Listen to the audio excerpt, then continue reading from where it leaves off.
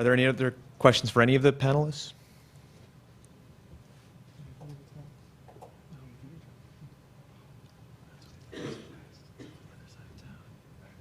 Doug Hochberg with the Council of State Governments, and actually this is for Dr. McKeithen.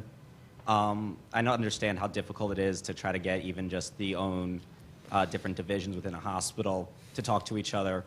But what about having, as you mentioned before, the tribes of, I guess in this point, cities and states then discussing how they can attack one goal in that type of sense, that they will be able to confront at least one issue and have a similar goal and talk amongst their own systems. Is that a possibility that you see?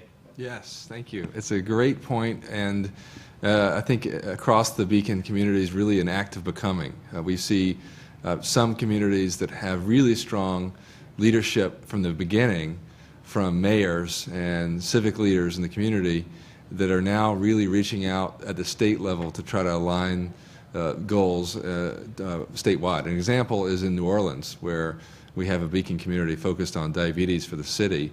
The Secretary of Health and Hospitals, Secretary Greenstein, who is a great visionary in health IT and in meaningful use thereof, is working both in the New Orleans example, trying to help support their work locally, but also to align that statewide, to get some really focused diabetes statewide activities underway, both in the Medicaid side and with commercial payers. Blue Cross Blue Shield of Louisiana just recently announced a pay-for-performance program that has the same performance measures in goals in mind as the Beacon community. And I'm not sure which one happened first, but they were well integrated, which is all that really matters. So we absolutely want to see more of that happen across the communities. We'd love to work with you on that.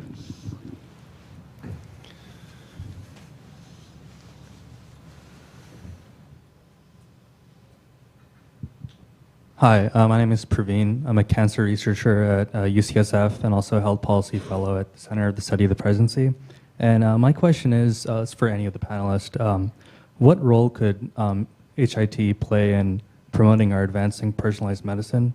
If you could elaborate on the possible connection between HIT and personalized medicine, and how maybe public policies can help promote that connection. Dr. Navate, do you want to take that? Sure. So, I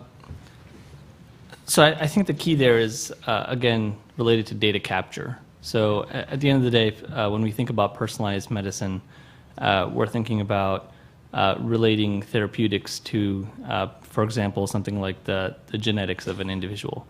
And so health IT has promise in the context of both capturing and holding information from the standpoint of what makes an individual, so the personalized information, as well as from the outcome standpoint.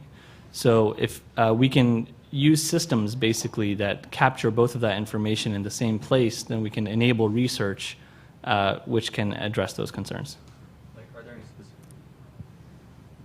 Are there any specific examples of conditions, like in the context of cancer, like how HIT has improved cancer care? So I'm not specifically aware of any specific of any particular initiatives. That being said, I know there is quite a bit of work going on at the National Cancer Institute on a couple of dimensions. One of which actually kind of relates to a question that was asked earlier regarding privacy.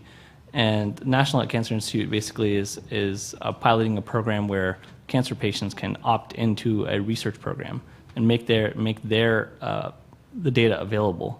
So that basically, to some extent, mitigates the privacy concern since they are endorsing that use.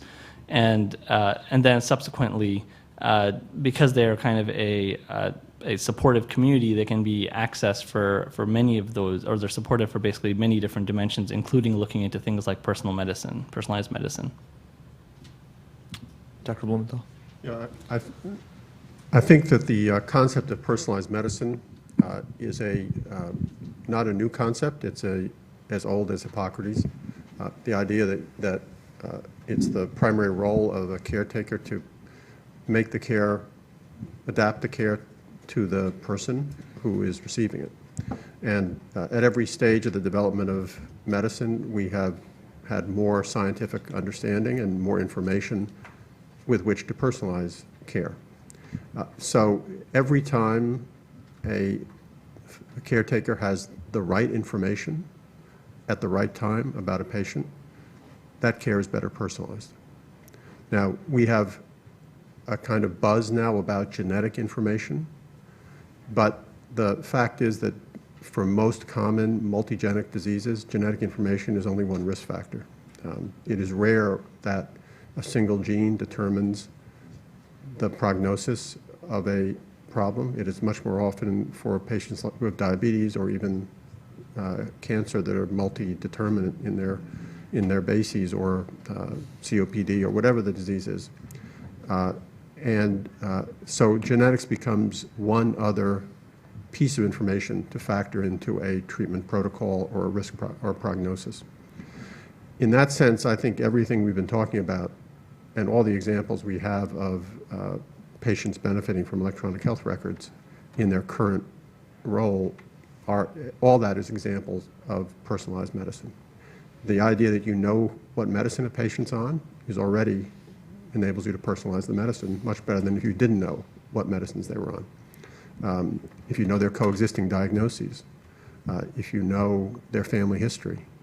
I think as we add more information to the record, we will personalize care more and more.